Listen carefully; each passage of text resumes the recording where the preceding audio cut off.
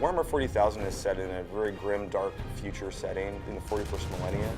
Basically, mankind is surrounded by this immense alien horde that's bent on its utter destruction.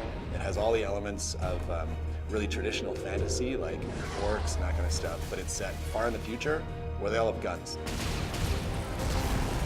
We really have taken the IP to heart. Relic has a strong history of working with the GW Warhammer 40,000 IP. We love that IP, and we don't want to sell short any of the action and the violence.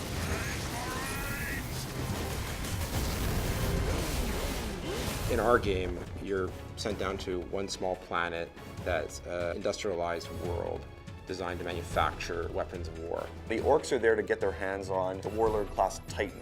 Titans are gargantuan beasts of metal, bristling with weapons that could level whole cities. And if the orcs can get their hands on these weapons, they could ravage countless worlds, and they would be a true threat to the Imperium.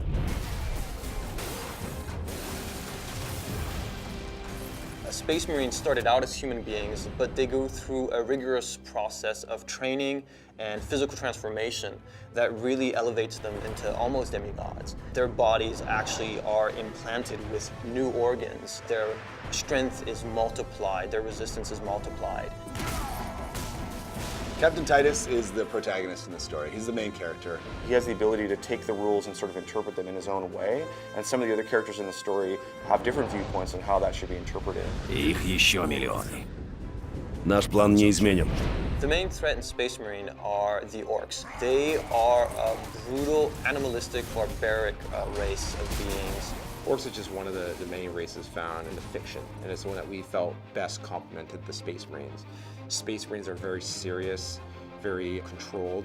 The orcs are sort of messy, vicious, violent, so it adds a nice contrast. We have some which are like shamans. They have magical powers. We also have Gretchen.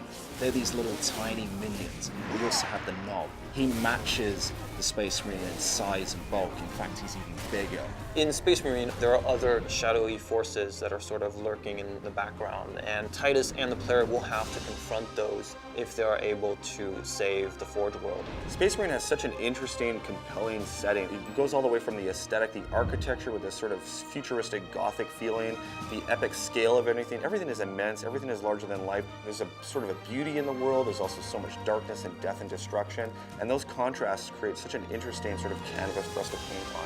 It's just a tremendous sci-fi fantasy universe. It's not just a simple story about an orc invasion in the Forge world. There's much more depth going on. There's lots of twists and turns in the story. There's betrayals. The action is amazingly intense. Really, anybody who likes science fiction, who likes any kind of blockbuster entertainment is going to love Space Marine.